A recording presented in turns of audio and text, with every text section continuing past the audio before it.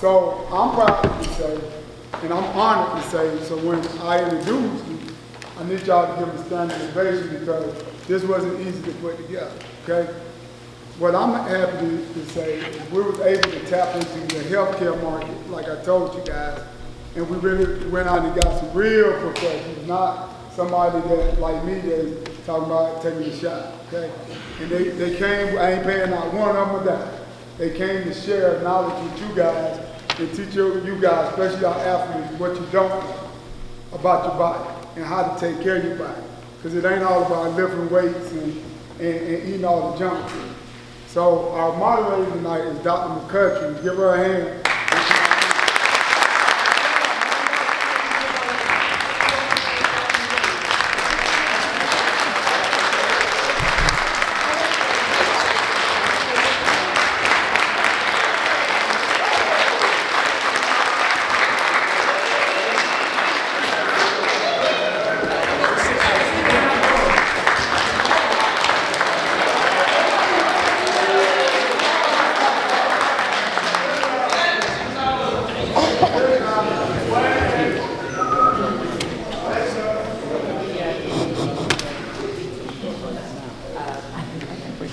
All right. Well, thank you, Coach Weiss, for inviting us here to speak about the importance of overall health for these amazing athletes. I'm going to follow all of you on Twitter, and I can't wait to see what you all do in the future.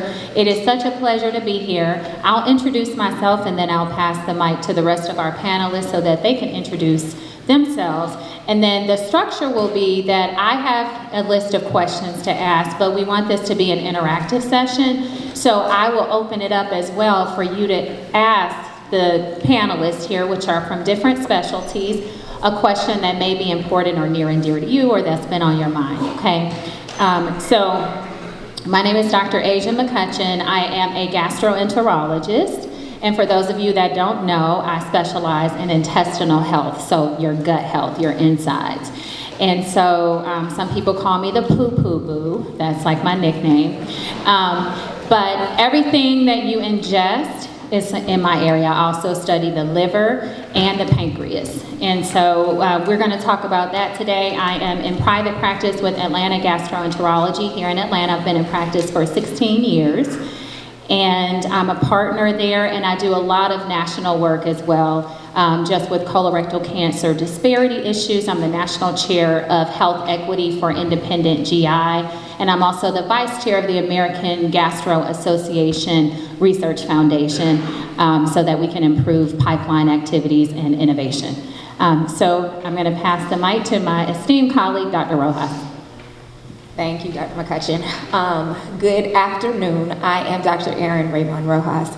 I am a physician who is triple board certified in internal medicine in pulmonary and critical care. So essentially what that means is I take care of all adults, anyone that's 18 and over, either in the ICU setting where that could be, any problem from the top down to the toe that really requires you to be in the ICU. And I also do pulmonology, which is a study of the lungs. So basically, I see people on the inpatient side and the outpatient side as far as my practice.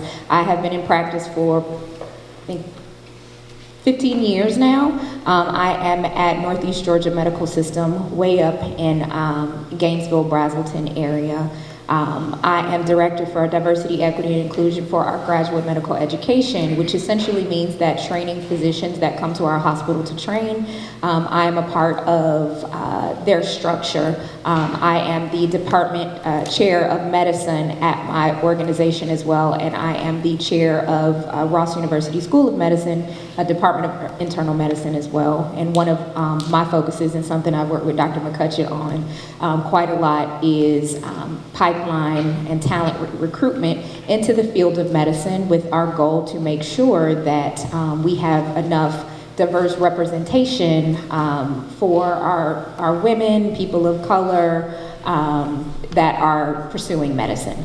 I will pass this off now to Dr. Greene. Hi, good afternoon. My name is Dr. Tamara Greene. My specialty is neurology. I do have an emphasis in traumatic brain injury. I am currently one of only 2 physicians in the entire state of Georgia that are certified to see the retired NFL players as in regard to the retirement settlement. I've been in practice for approximately 14 years now. I enjoy what I'm doing, particularly in regard to traumatic brain injury. Not a lot of people know what a neurologist does. People think neurology, nerves. Well, this lady called me the other day, they said, well, my grandson getting on my nerves. I was like, I don't treat those types of nerves. And I can't treat your grandson either. But traumatic brain injury is a field that's continually growing. If young men haven't seen the movie Concussion, you all may want to take a look at that. It's a very interesting field. It's a growing field. And it gives a different perspective. I mean, I know today's Sunday. I promise I'm gonna go home and watch the games myself, but seeing it from a different perspective puts things into a different light for me. So any questions you all have in regard to concussion, traumatic brain injury, I will do my best to answer them candidly. Hi everyone, I'm Dr. Remmya Nair. I'm a family physician, so I see a lot of patients for preventative care visits along with sports physicals. A lot of times I come across patients who have mild traumatic injuries such as concussions or any sports-related injuries. So I have a practice here in Alpharetta, Georgia. It's a direct primary care model, and I've been open about a year. So yeah, thank you.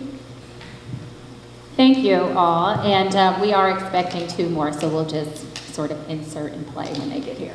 All right, so I'm going to start the first question with Dr. Rojas. Do you think that we get our kids screened before they start playing sports every single year? I have a young man in the back as well.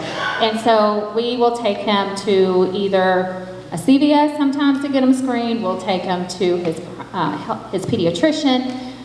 And I know they listen to his heart and lungs and they do a basic exam.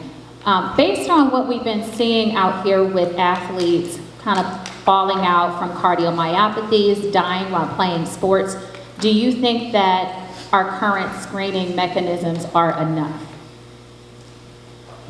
So that's a great question. I would say what would be most important.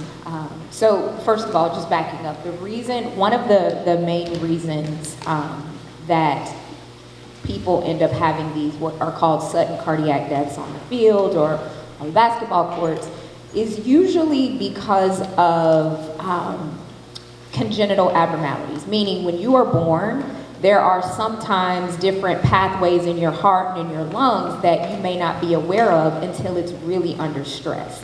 And so there's been a lot of studies that have looked at the likelihood of, let's say, a sudden cardiac death in D1 athletes. And although, we think, well, these are athletes, they're so well in shape, your bodies are under tremendous amount of stress from just training, from playing. So you're operating at your body physiologically is operating at such a high level that there's more opportunities for these abnormalities, which may not cause you any issue until maybe later on in life, if ever, come to the surface. And so there's different electrical pathways that happen. There's structure problems maybe with some of the arteries, and honestly some of these things you just cannot screen for. But what I will say is being on the more preventative side, making sure that you guys and your children are going to their pediatrician, they're transitioning to an adult physician when they need to. Family history is really, really key. There's one syndrome, it's called QT prolongation syndrome. And these are things this is a syndrome that you really don't know until you pass out, have a cardiac arrest. But these are also things that can be picked up in a history. So a doc who's taking a full history, not just about your child, but about what's in the parent's background, great-grandmother, because some of these illnesses actually skip generations. And so even though, mom may be healthy, if someone, died early of something. The other thing I would say is a good primary care doctor, a good pediatrician will be able to pick on nuances of symptoms. Shortness of breath, chest pain, palpitations, these are things that need to be really looked at by a physician. And so back to your original question of, what should screening be like? I really, would, as parents, I would task that to your primary care physician, and that's going to be based off the individual history of your child and of yourself. I do think that if there was an opportunity to, or a need to do something like an ultrasound of the heart, to look at, the pumping function of the heart, look at the valves of the heart, I don't think that that is going to be necessarily, I'm really 50-50 on that, because there's just not a lot of good data to say that we should be doing that, because a lot of times we start finding things that we find, and then we really don't know what to necessarily do, if it's going to cause a problem or not. But I would definitely say key symptoms of, shortness of breath. You guys are athletes, and you get short of breath when you're doing physical activity. I would dive into that a little bit more with your physicians, just to make sure that there isn't a heart or a lung problem that is undiagnosed. And for those of you that don't know what a palpitation is, that's where your heart is skipping beats. If you feel like your heart's skipping beats and you can feel that, that's a palpitation. Thank you, that was a fabulous response. Dr. Greene, concussion, concussion, concussion. All right, so how many of you have experienced a concussion in this audience? Okay, I hope that's not a predictor as to who's going to win tomorrow, but concussions are very common, and we hear about concussions all the time. How serious are concussions? That's my first question. How serious are concussions, and how common are they in physical sports? Well, per the studies, approximately 15.1% of athletes will experience at least one concussion through their high school career. Unfortunately, that number is significantly underestimated. Unfortunately, a lot of athletes, as well, no offense, coaches, don't necessarily report the concussions. So what I would say in regards to how serious they are something to be taken serious. What happens when you suffer from a concussion, your brain is rattled, so it's shaken up. And what a lot of people don't understand about neurons is neurons aren't like your skin cells. You cut yourself, your skin cells regenerate. Neurons are totally different. Let's start with, by the time you're 13, your neurons have pretty much formulated and formed what they're going to be by the time you're 13. So there's a difference between dead neurons and damaged neurons. Damaged neurons can eventually regenerate, but again, neurons aren't like the skin, whereas your skin can regenerate in a couple of days. Neurons takes weeks to several months to regenerate. And also the study showed that once you suffer one concussion, you're more likely to suffer additional concussions. On top of that, after that second concussion and those subsequent concussions, your concussion symptoms are likely to last longer. So say if you suffer your first concussion and you have a headache that may last a week, that second concussion, that headache, especially if you have not allowed that time for those neurons to heal, that second concussion, that headache could last several weeks to months, and so on and so forth. So it's something to take serious, and of course you have the repeated concussions. Some of you may have seen examples of that in various athletes. People think about Muhammad Ali and the punch drunk, I shouldn't say punch drunk, but the boxing concussion syndrome and Parkinsonian features. Again, I see it all the time in the retired players where they've suffered several concussions, they shake it off, they get ammonia salts, and they get right back in the game. Well, they don't tell you approximately 20 to 25 years down the line, you may be 40 years old diagnosed with Parkinson's disease. You may be 45 to 50 years old diagnosed with early onset Alzheimer's disease. So it's something, and I'm not trying to scare anybody, but it's something to be made aware of, that it's something you should take it really serious.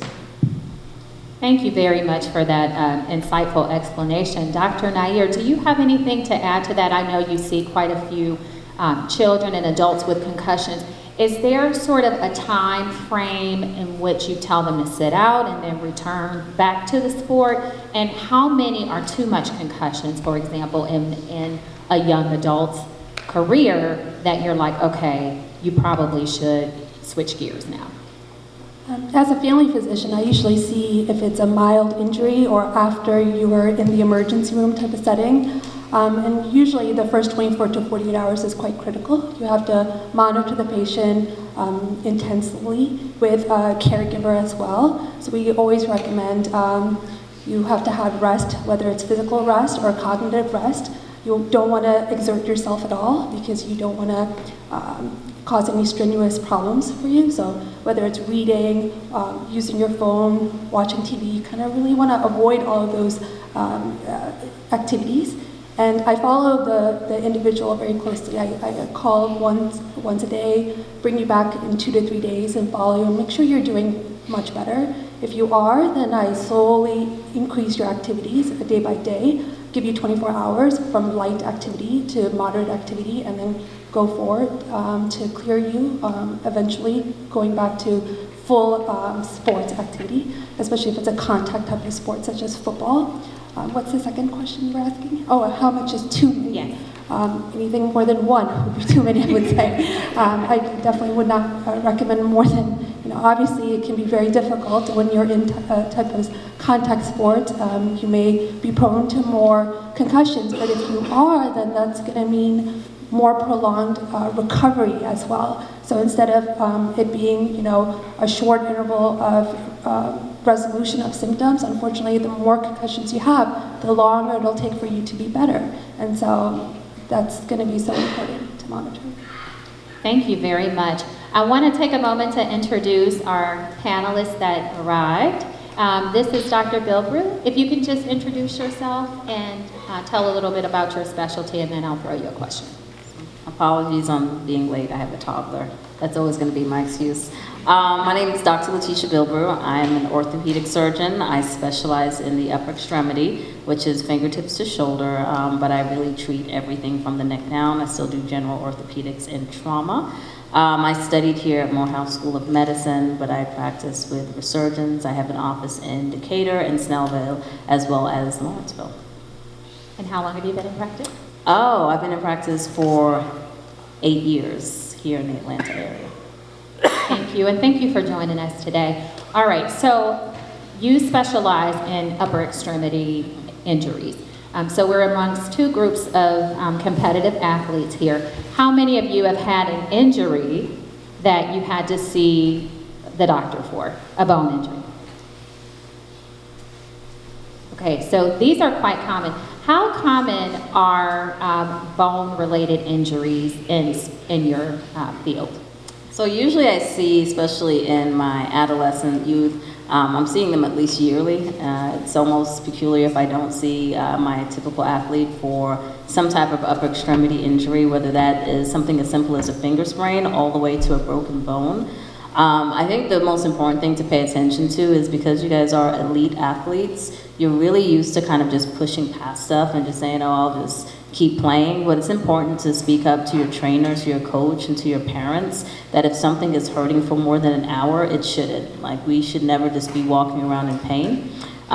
For the parents, I would also say, I've had some parents who bring in their kids and I'm like, yep, it's been broken for 3 weeks. And because your children have, again, really high pain tolerance and are just kind of used to the culture of playing through, that, they don't get brought in until it's too late. Most of the time, it's not going to have a detrimental outcome on how their bones grow, but it's always better just for pain control that if something's not improving within 24 hours with just ice and Motrin, that you bring them in to be evaluated. Excellent. Now that you've met our panelists, I'm going to see if there are any audience questions before I take you back through the battery of questions that I have lined up. Any questions from the audience? Yes, sir? So I ain't stand up. Stand up back. Okay. So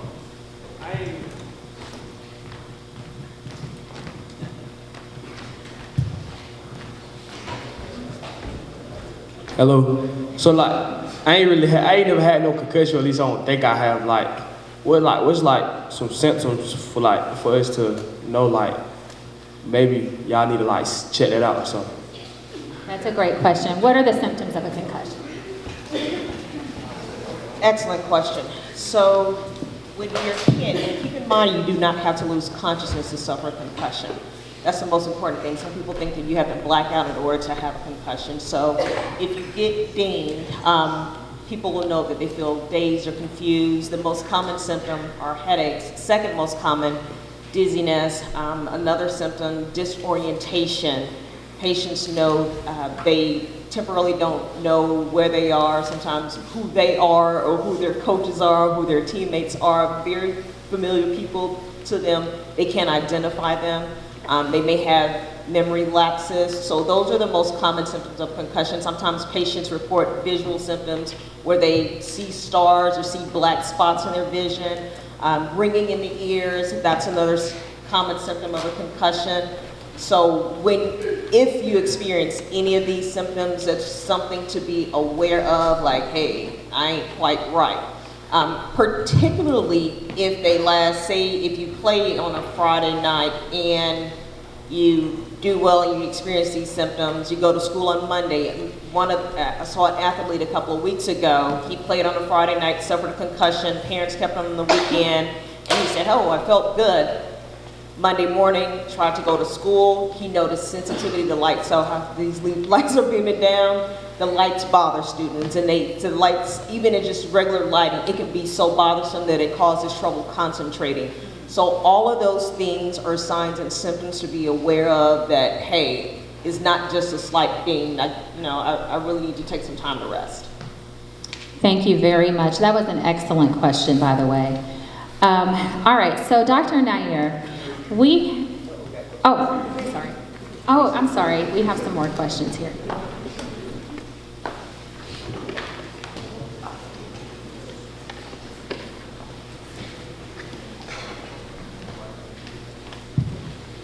So, I was wondering, how long does it take for college to become a neurosurgeon or neurologist? I can answer the Well, good question. So there's a difference between a neurologist and a neurosurgeon. I don't cut. My malpractice insurance ain't that high. So it's, for me, it's 4 years of undergrad, 4 years of med school, 4 years of residency. I also did an additional 2 years of what's called fellowship training. So after your residency, which is all of us did to become to specialize in what we currently specialize in, I did 2 additional years of subspecialty work. So for me personally, it was 14 years of blood, sweat, and tears, all 3 literally. But yeah, neurosurgeon. So neurosurgeon, again, totally different route. So in addition to the undergrad and med school, the typical neurosurgery residency is a 6-year residency. So totally different. They cut, I don't. I sleep a little bit more than they do. Great. I think we have another question here. Why did you choose the career that you did? For everybody, whoever wants to answer. All right, so I chose gastroenterology because it was the perfect combination of procedures and sort of using your head. So I see patients for half the day, and the other day I actually do colonoscopies and upper endoscopies. The gut is the second brain, so second to your brain, I would say that it's probably one of the most important organs there. Every day we're exposed to thousands of pathogens, bacteria, fungi, and somehow we remain healthy. And I just always was fascinated with it. And when we do a colonoscopy, a lot of you guys are gamers, it is definitely just like playing a video game. So we're driving up the 4 to 5 feet of large intestines that you see. I'm looking for polyps. I would sometimes call myself a polyp popper. And we're removing these growths in the colon, which actually in the meantime is saving lives, because colon cancer is a very, very high risk and high frequency cause of death in the United States. And so by removing these polyps, which are like these little moles in the colon, they're precancerous growth. So if you leave them over about 8 to 10 years, they can turn into a cancer. So I have an opportunity to remove these while I'm playing the video game. So it was the perfect specialty for me. So for me, first of all, I knew that I wanted to take care of adults and not children. I actually started out in my medical career thinking I wanted to be a pediatrician and quickly pivoted to adult medicine. So that's why I see people that are over 18. As far as pulmonary and critical care, I have such an interest in the relationship between the heart and the lung and how they go together. I've had an opportunity to work with patients who have had lung transplants and take care of them before and after from various different reasons. Seeing the effects of tobacco use on what it actually does to people and wanting, to find ways to educate people about the harms of smoking and the harms of vaping as well. Vaping is something that we've just now heard about in the last few years, but honestly, it's been around a lot longer. And as far as the ICU side of things, I'm a bit of an adrenaline junkie. So, taking care of people at their sickest and helping them recover and helping their families recover alongside of them is always a passion of mine. So in regard to neurology, it was the only subspecialty when I was training in med school where the residents were actually happy and smiled. During my training, I was like, internal medicine residents, they're crying. The surgery residents are pissed off all the time. The pathology residents, they just want to sleep, they're looking at microscopes. So when I saw the neurology residents, I said, wow, these people are actually smiling and enjoying their day. And I found it really interesting in regards to the field of neurology. It's ever growing, it's ever changing. There's so much research that's still going on to this day because there's so many illnesses in this specialty where we don't have cures. So what happens is, I always tell people, and I chose adult neurology because I thought I wanted to do pediatric neurology, and then I saw my first case of a shaken baby syndrome. For y'all that know, that's when someone shakes a baby so hard that they bleed in the brain. They unfortunately most times end up dying. I said, yeah, I can't cry every day, and then I can't want to beat up somebody else's parent every day because that's something very traumatic.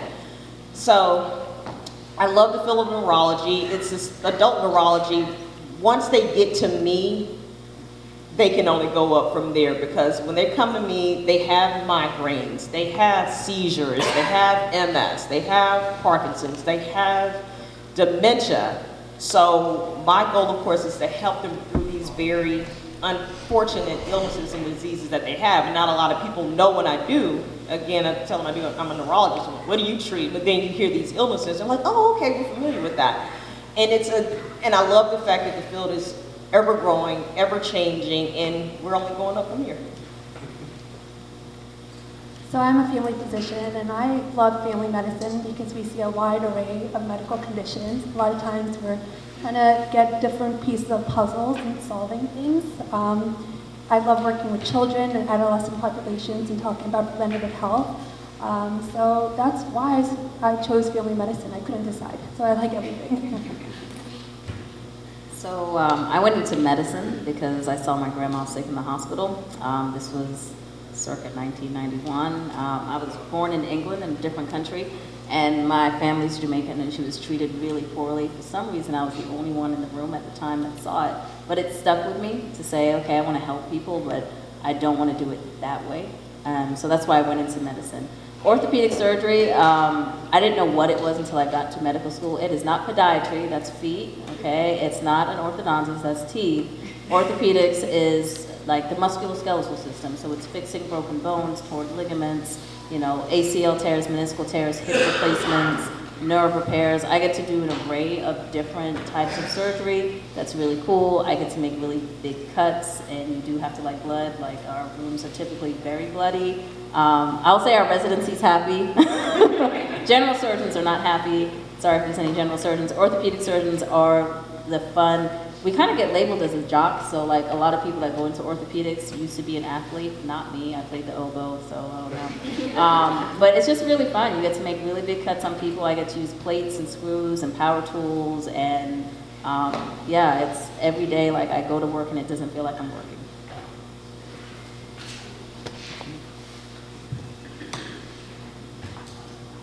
All right, let's talk about, oh, you have a question?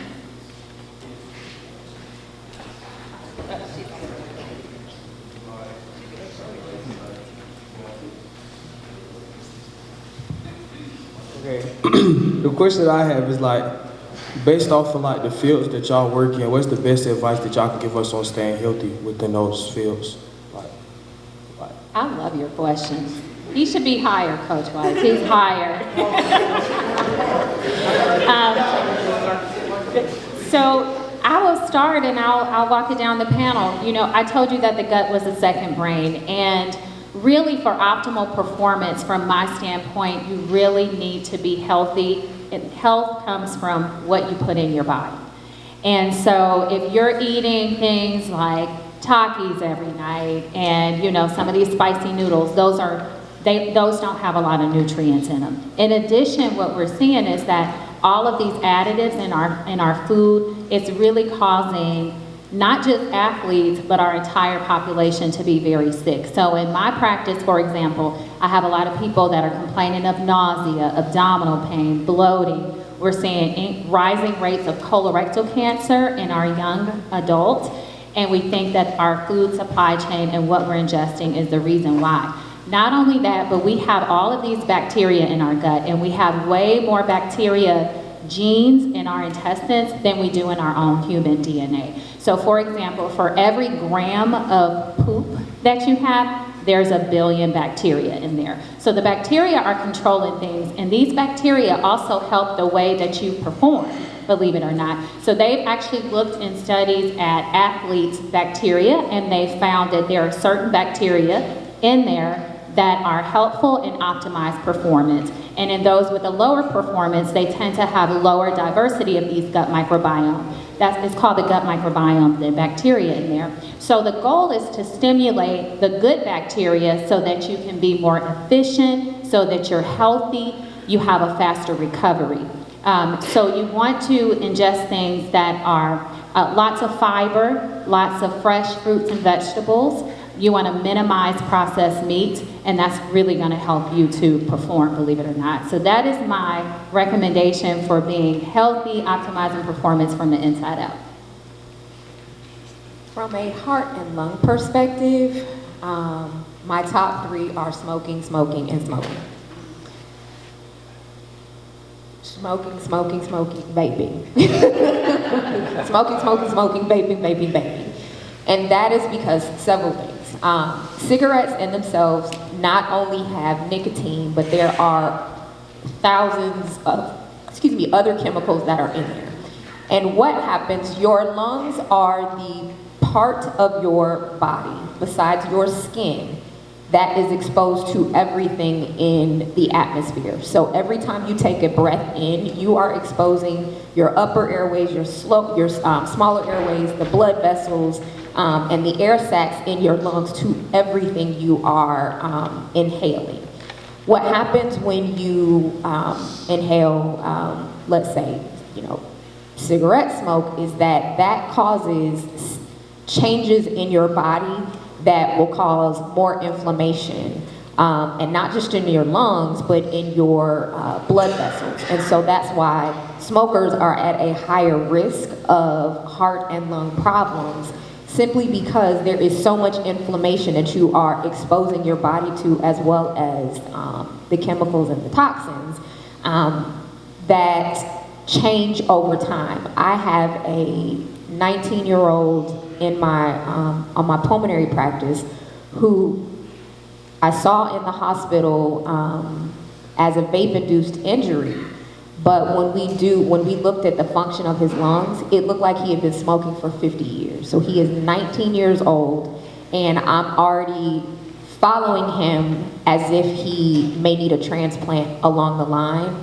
if I don't see things go in the opposite direction. And so I had the opportunity to see him when he was acutely ill and needed ICU from a respiratory status because his oxygen level would not stay up. And then now in my clinic, I'm trying to see how I can help those lungs recover, and that is from smoking in a 19-year-old.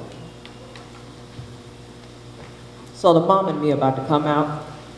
Take your vitamins. Multivitamins are full of antioxidants, A, C, and E. The antioxidants are very important in regard to neuronal repair, particularly if you're going to be taking hits quite often. The other thing, like people say, if you don't use it, you lose it. So doing reading, of course, I mean, you all are in school, so continue your studies, study hard. Even outside of that, cognitive exercises, word puzzles, some people like to do trivia games. Just a thought, video games are not cognitive exercises, so just an FYI. If you do suffer concussion, try to limit your exposure to screen time. So limiting the exposure to bright lights, limiting television exposure. But from a neurology standpoint, cardio is important. Studies have shown cardio 30 to 45 minutes at a time, 3 to 4 days a week, can also help with maintaining neuronal health as well as neuronal repair. So definitely physical health is important, but I think as a family doctor, I see a lot of mental health that's been impacted as well. When you have a sports-related injury, whether it's a concussion or orthopedic injury, you can get isolated because you have to stay at home. So just making sure you have a great support system around you, and especially if you have a great connection with a physician, so you can talk and communicate if there is any mental health struggles, and how to overcome that is so important, especially if you have a strong family history or not. Meditation can be very important, and mindfulness can be very important as well. So I would definitely want to emphasize that, especially post-COVID. I see a lot of patients that are struggling with depression and anxiety and whatnot. Are there any weightlifters in the group? Do you guys lift weights? Who can bench the most? Okay. On this side, all right. Who has who can do the most deadlift? You guys deadlift? No? Okay.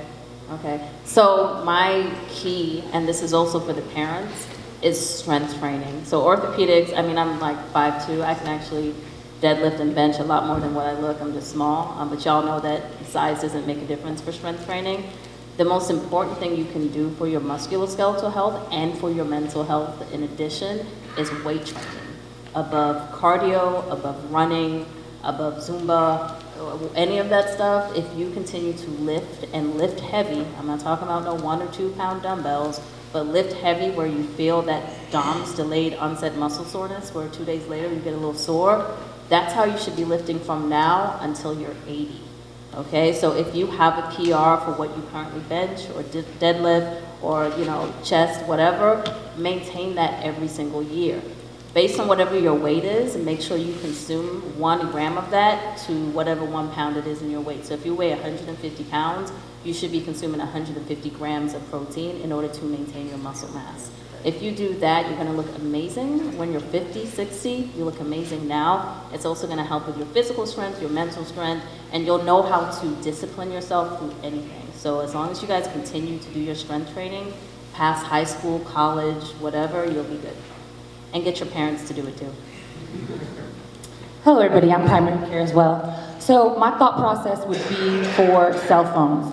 So at nighttime, what I see with a lot of young people, and even people my age, I'm old as hell in my 30s, is that I see that people actually put their phones underneath their pillow and go to sleep. But I don't know about droids, but on an iPhone, if you press down, you see that there's 3 things. There's cellular data, there's the Bluetooth, and then there's Wi-Fi. There's all these electromagnetic frequencies coming. And when we're asleep, that's delta wave sleep. If we want deep restorative sleep, mentally and physically. So if you have all these electromagnetic frequencies underneath here, waiting for your boo to call you, and these waves are going this way, but in order to get deep delta wave sleep, it's going to physically restore you and mentally restore you.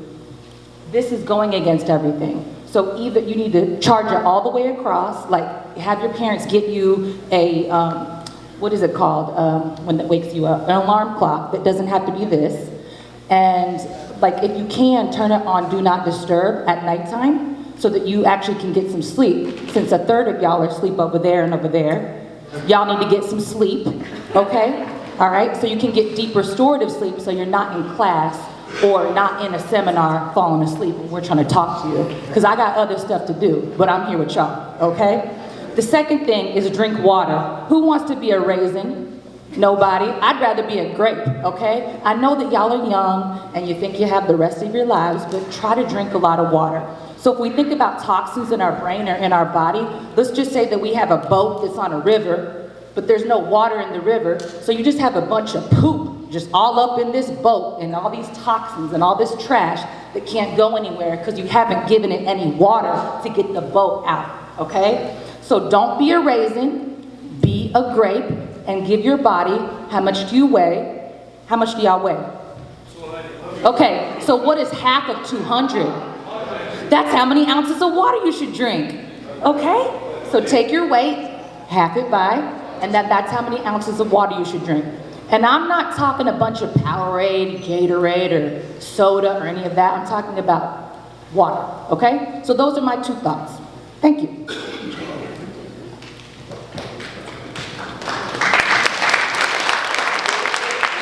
That was excellent. And I have to introduce Dr. Barbara Joy, who, thank you for coming. She just came from church. She has some twins, and she's taking her time out for us. But in case you have not recognized her, she is an expert on CNN. So I encouraged her and pulled her over this way, so we thank you. And she's dynamic, along with the rest of our panel. But thank you so much for taking the time. All right, do we have any other questions? Because you guys have asked us some wonderful questions. We have a gentleman here. And probably, you know what, I would argue more, because that's for an average person. You're losing water when you're working out. Yeah, when you're working out, you need more. You Unless need you don't more. sweat. And if you live in Texas, you double that. That's right. So you have to also take into account your losses. All right. So the next question, if we don't have any from parents or audience right now, we have a lot of kids that have these allergies and asthma these days. I know my son has a peanut allergy. I don't know where that came from. And every time he has an asthma flare-up, it's usually following an upper respiratory infection. Do you have any recommendations in terms of management of asthma? And then we can kind of go across the panel, upper respiratory illness in our athletes. How can we sort of mitigate this, this illness that affects their performance? Georgia's #1 in all allergies in all 50 states, Georgia. It is, #1. This is my 6th metro area, never had allergies, so I live here.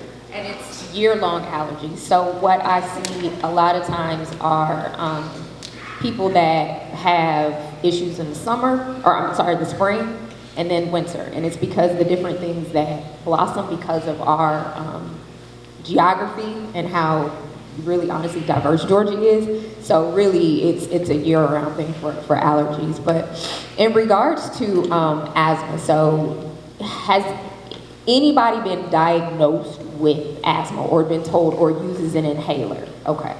So I would say to start out that a lot of times I see asthma misdiagnosed. And so the first thing that I would say is, do you truly have asthma or do you have something else?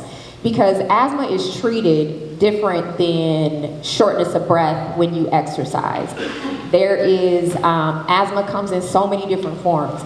Asthma usually has an allergic component to it, and the medications that we use usually are, you know, a daily inhaler as maintenance if you need, if you're classified that way. So asthma, even classification is, you know, mild, moderate, and severe, and you don't use everything in every classification. There's also a phenomenon called exercise-induced bronchospasm, and it's called EIB. That is not asthma. And so a lot of times what I see is that people who actually have exercise-induced bronchospasms are treated as asthma. Now, there is a lot of overlap with the medications used, but obviously you don't want to expose your body to something that it does not need to be exposed to. And so the first thing that I would do is ask your primary care physician, which honestly I call primary care the quarterbacks of all of healthcare, because you cannot have any type of full body wellness unless you are established with a primary care physician. A primary care physician is the one who will say, hey, I think this is what's going on with you. Let's try to manage it this way, and then get you over to a specialist. For, let's say, exercise-induced bronchospasm, it's knowing what you have and how to use the medication. Do you use your medication when you're short of breath? Do you use your medication before you start practice, before you start a game? And really having a plan with your pulmonologist or your primary care physician about what you do when you get short of breath is how you end up not dying from asthma. In 2023, we still have tons of people that are dying from asthma despite us having so many technological and scientific advancements. People are still dying from asthma, and it's likely because your asthma is not under control. If you use your inhaler more than 1 time per day, you are not a controlled asthmatic. If you are waking up in the middle of the night at least even once a week, you are not a controlled asthmatic. And so our definition of control as asthma could be different than your definition because of the symptoms. And so that's why I say that really having a primary care quarterbacking all of the things that are going on in your body from top to toe is one of the most integral things that you could really do for yourself from an asthma perspective. That's not my areas. I don't think I can add any more. She said it so eloquently, but I do see a lot of patients with asthma, whether it's mild to moderate, controlled. And if we're having difficulty on a stepwise approach with managing it, that's when I refer them to my esteemed physician, pulmonology colleagues here. But absolutely, if you are waking up at nighttime needing to use your inhaler, or you're still struggling with whether it's a rescue inhaler or the maintenance inhaler, you definitely need to speak up to your primary care physician or your pulmonologist so they can optimally control your asthma. I fix bones. So usually I see a lot of overlap when it comes to asthma and allergies. If you break a hip, here you go. Okay. And so I usually say an antihistamine, something like Zyrtec, Claritin, Allegra. But then also there's things that we can prescribe like your albuterol rescue inhaler or Advair or something that's a maintenance inhaler. Albuterol is only meant to be a rescue, so you should have like a maintenance inhaled steroid. What else? We can add something like Singulair or Montelukast, if y'all have heard of those medications. So that's usually how. Something's over the counter first, those antihistamines that I just mentioned, and then if it's above that, you need some right now? You okay? Okay. Yeah, and then there's stuff that we can prescribe. I will just add one more thing that I'm still seeing. There is a medication you can get over the counter at any pharmacy called Primatene Mist. Please don't use this. Seriously, do not use this. Why? Because it will kill you. That's a good reason. So Primatene Mist is essentially, it has an ingredient in it that's going to work. It's going to open up your airways. But this ingredient and medication that it has in it can have other effects on your heart. And so there have been people, celebrities that have died from, have shortness of breath. They go to get Primatene Mist, and you can overdose on it very quickly, and that is another reason why you can have sudden cardiac death. So Primatene Mist is a no-no ever. Speaking of no-nos, that takes us very nicely. We're going to dovetail into performance-enhancing drugs. Okay. This includes steroids, both prescribed with inappropriate use and illegal access to these things. Maybe this group is young. Hopefully they don't run into any of these issues with performance-enhancing drugs, but they are a part of our culture. So I will open this up to anybody on the panel that has seen the untoward effects of performance-enhancing drugs and can speak to that. So I see a little bit of it in orthopedics, not in people y'all's age, so teenagers. There's no reason to take any performance-enhancing drug. Your blood is still magic. You can still perform and do great. But if you go to college, there is sometimes the peer pressure to take things. And you don't have to, okay? So let's talk specifically about steroids. Of course, steroids makes you feel great, okay? There's medical uses for it. But when you take it to try and increase, especially your muscle mass, you can tear tendons. So the most common thing that I've seen when somebody's abusing a steroid in their early 20s, 30s, is that they'll tear their bicep tendon. That hurts a lot. So you guys know your bicep is this thing right here. They get what's called a Popeye deformity, so the bicep pulls up. And to fix that, I have to cut your forearm open, pull your muscle belly back down, and then drill it into the bone with a screw.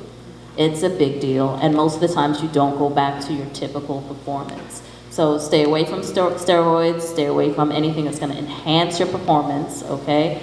They're gonna test for it, but the long-term effects on your body is just gonna be a bunch of things tearing.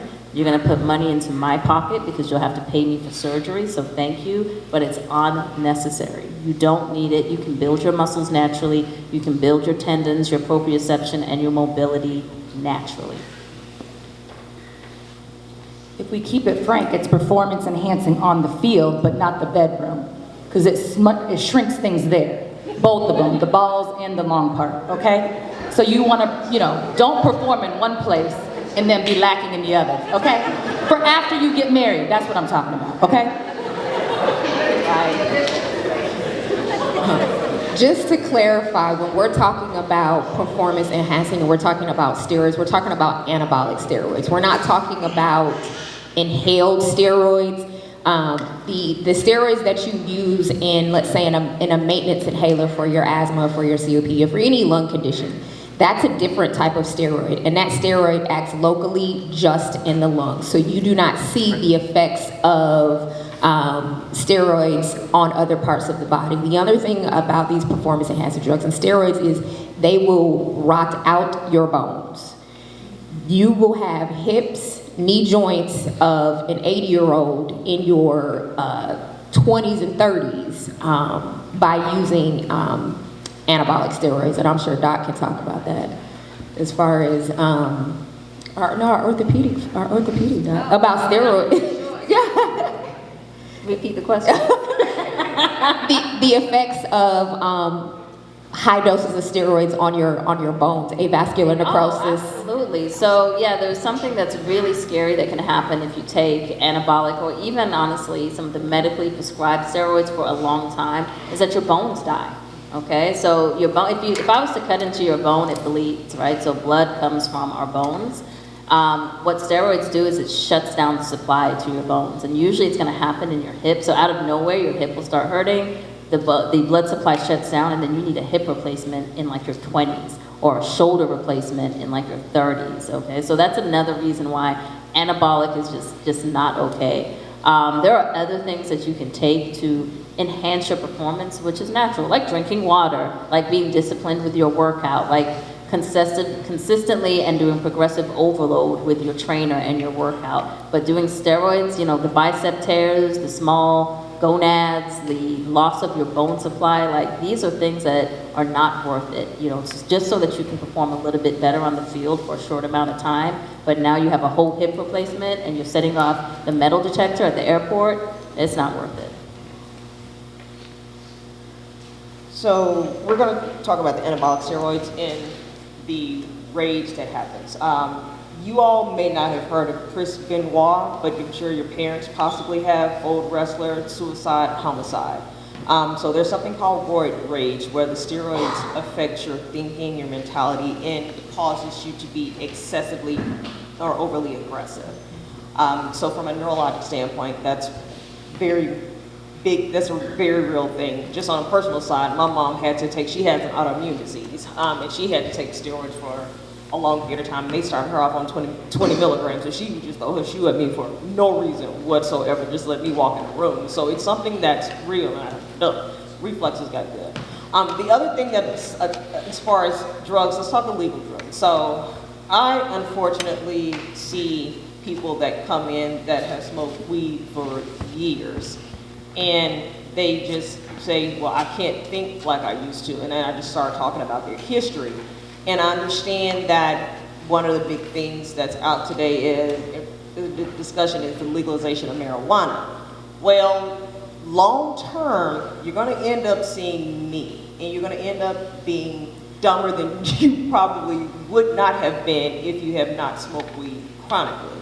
So it's a big topic of discussion these days, but just keep that in mind. If you're overindulging, whether it's marijuana, hopefully none of y'all are doing marijuana, cocaine, LSD, none of that, your neurons are affected. And again, neurons aren't like skin cells. Once they're dead, they're dead. You can't get them back. And if you continue to utilize these drugs, that can damage your neurons, and you're just going to get dumber and dumber as time goes on. You could end up, you know, I've seen patients end up in nursing homes at 50 years old just because they overindulge in illegal drugs. So, not to scare you, but I am trying to scare you. Wow. Speaking of marijuana, I also see on my end a lot of untoward effects of marijuana, including something called cyclical vomiting syndrome. And cyclical vomiting syndrome is where the person smokes excessively and they get nausea, vomiting, but they never want to embrace the fact that it's coming from the marijuana, because marijuana is supposed to have anti-nausea effects. And so I usually have a young adult and their parent is jumping down our throat to try to get them an upper endoscopy and a workup, and we do this $1 million workup. And I'll pull the person to the side and I'll say, listen, it's the marijuana. No, it's not the marijuana. I'm like, try off the marijuana for some time and let's see if this will resolve. So thank you for raising that point about the marijuana. While we're on this topic of what we're ingesting, and I know we're gonna wrap up soon, supplements, protein supplements. You spoke about them taking multivitamins. Let's talk a little bit about the benefits and risk of some of the supplements that we're seeing. I know that Dr. Barbara Joyce, she does a lot of integrative therapy. I'm sure Dr. Nair has seen this, but let's talk about supplements. So I'm gonna go back to the strength training because I love lifting so much. I think one of the safest supplements, if you guys are interested in building muscle mass without doing something like anabolic steroids, and I would say this is for 60 and up, studies have shown you can do it younger, is creatine. If you guys have heard of that, 5 milligrams a day is all you need. It's gonna do wonders. It's actually great for your brain health too, but it's a great way to safely build muscle as well as to protect your muscle. Another one that you can take is branched chain amino acids, okay? It's usually a scoop. And then, like I said earlier, I'm really big on protein. We do not consume enough protein. We consume tons of fats, we consume tons of carbs, but for every pound of weight, especially if you're an athlete, really should be about 1.5, like if you're trying to bulk, grams per kilogram. So adding a protein powder to that, okay? So the things to stay away from are like the Oxy Shred, the pre-workout drinks. Y'all don't need that. You're hype enough, we're good. You don't need those things. But BCAAs, creatine, and protein powder, and you can mix them all together safely. It's great for maintaining your athleticism. So I would say there was like a study that was done, I forget, it was like 5 or 10 years ago, but they basically took a bunch of supplements off of Walmart's shelves and basically looked to see if what was in it was, and in the proportions that the ingredients said that they were, and I'd probably say 70 or 80% weren't. So I would say that I am a firm believer in supplements, but you have to have them from a trusted source, whether it's like allergen-free, preservative-free, from a high-quality source. So you probably should go to a primary care physician or to somebody who knows about them. So in my practice, we sell orthomolecular products. Pure encapsulations is also good, and Zymogen. And if y'all have any questions, you can come to me afterwards. But I find the reason that we need to is because the way that we farm, industrialized, what we used to do is we used to rotate the crops. So if we grew one thing here, here, and here, then you would rotate it so that it would take nutrition here, but also replete it. But now you might grow the same vegetable in the same plot for 30 years in a row, and basically it's just fiber because it's vitamin and mineral deficient. So inherently, a lot of times we're deficient in zinc and magnesium. So I do think because of the way that industrialized farming is, that we do and we should. One thing that I see very, very common, I see men and women 12 and older in my practice, is vitamin D deficiency. And vitamin D deficiency, it affects your mood, your bones, your energy, and your immune system. So the optimal level for a white person is 60 to 70, and the optimum level for a black person or somebody melanated is 50 to 60. So I usually tell my patients to take vitamin D with K. So the reason why you would want to add K is they work in synergy. So every day a little bit of your bones break down a little bit of calcium so that your heart and your muscles can contract. Afterwards, you would poop it out. But we don't want to poop it out. So vitamin D is like, hold up, come back in. And so now you have calcium, but you don't want it in your bloodstream. Have you ever heard of calcification or hardening of the arteries? That's where vitamin K comes in and says, hey, calcium, get out the strip club, go back home to your wife, go back to the bone where you belong, okay? So vitamin D will bring the calcium back in, and then K will tell the calcium get out of the bloodstream and the bones and go back to the, muscle and go back to the bones. So that's my thought. High quality supplements are really important. And to go along with the creatinine that you're talking about, creatine, it can clog up the kidneys. So you really, if you're gonna do that, you really need to stay hydrated so that you're not causing some decreased kidney function. The last thing I'll add is, if your kid ever has any kind of soreness and a tendonitis, I see a ton of elbow, knees, Osgood-Schlatter, before I tell parents to start giving them like a kid's Motrin, ginger and turmeric. I do not know how much, okay, because there's not a lot of studies on it. I prefer people actually go to the root. It's right next to the bell peppers. It's a little funky looking root, and then turmeric is like orange looking, and just cut up a couple slices with turmeric. If you want to put it in a smoothie, a drink, or a salad, take that consistently, like twice a day. I make it into a shot, and whatever is aching them should go away. If it doesn't, please come see me. But ginger and turmeric are great natural anti-inflammatories to me, just as strong as Motrin, and I have to have my patients stay away from that stuff. Ginger, turmeric, and black pepper. Black pepper helps with the absorption of turmeric. I'm a little wary of supplements myself. I think your nutrition and vitamins come from your diet, so I always encourage my patients to eat the rainbow. That's so important. I do believe in creatine, but for the rest of the supplement, I think there needs to be a little bit more studies of that. I would just add, do not get your supplements out of the gas station. Or Amazon. The gas station sells a variety of enhancing things, supplements, etc. Again, they're not regulated, and what you could actually end up, I've had so many young, healthy, essentially gym rats who are coming to me when their liver has completely shut down like this, and I'm calling Dr. Mccutchen so that I can get them to a transplant facilities so that they can be listed for transplant. So you have to be extremely careful about where you're getting your supplements, because I do believe in supplements. I do believe in supplements, but again, high quality, and do not get them out the gas station, please. We have horror stories about gas station horny goat wheat.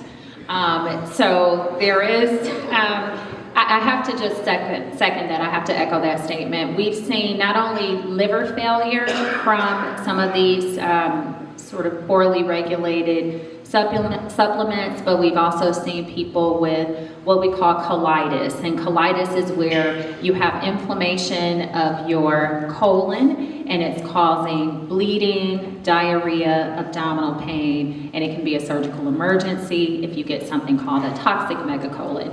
And so I would say that thank you for all of the recommendations on the supplements. Make sure that you don't just pick up anything over the counter because it can be harmful. All right. Any last questions before I wrap up? Yes, sir. Does a standard good quality multivitamin have enough vitamin D in it? No. Especially if you're deficient, it's not going to have enough in it. If you're deficient in vitamin D, you need to do a very high potent vitamin D supplementation to get your levels up. So on the GI side, what we see is there is an association of low vitamin D with inflammatory bowel disease. I see something called Crohn's and colitis, where you have chronic inflammation in the gut that comes and goes. And so in those people, we want to give about 50,000 units, international units per week, versus, I don't know how much is in a 1,000 yet. So if you're just kind of supplementing daily, you would do between 1 and 2,000 is what we usually tell people, but correct me if I'm wrong on the FP side. I usually say 4,000 to 5,000 I use a day. Okay. And take it with food because it's fat soluble, so you need it to grab it to pull it into the body. And one of the things that we do also need to talk about is when you are taking supplements, do talk to your doctor about it, because some of these you can get into some toxic levels. So there is vitamin D toxicity. There are some things you'll just pee out. Like if you're taking vitamin B, those are water soluble. You will just pee them out. If you don't need it, your body gets rid of it. Other things that you're taking in, your body may get into toxic levels and you'll have other issues. Okay, anything else? One last one right here in the back. You have a lot of these players, you know, I see them in high school and everything. When they get out of practice, the first thing they'll do is stop by a convenience store and buy energy. Is that good for them? Energy drinks. Yeah. So in those energy drinks, and again, when we're talking about sudden cardiac death in athletes, and actually, like I said, Division I athletes have the highest risk of sudden cardiac death. The amount of caffeine or caffeine-like substance that's in those little shots is enough to induce a heart attack, because your body, every blood vessel in your body will either get relaxed or will constrict. What those are meant to do is to constrict, and if they constrict in the arteries that run through your heart, it can stop your heart, or it can cause arrhythmias where you have funky rhythms that go through your heart. So imagine your heart is a band, and there's things that go from the right to the left, and it all moves in unison. If that pathway is disrupted by, let's say, a rush of caffeine or something, then that is how you get an arrhythmia, where you literally have sudden cardiac death and you pass out and you are literally dead for that period of time. So those I would be cautious about. Energy drinks are never good, period. Food is your best medicine. All right. I think, Coach Wise, do I need to wrap this up? Yeah. Okay. Thank you all so much. We're going to stick around for a few minutes afterwards if you have any questions for the panel. Thank you to every single one of our panelists, and thank you to Coach Wise, and thank you to the audience for great questions.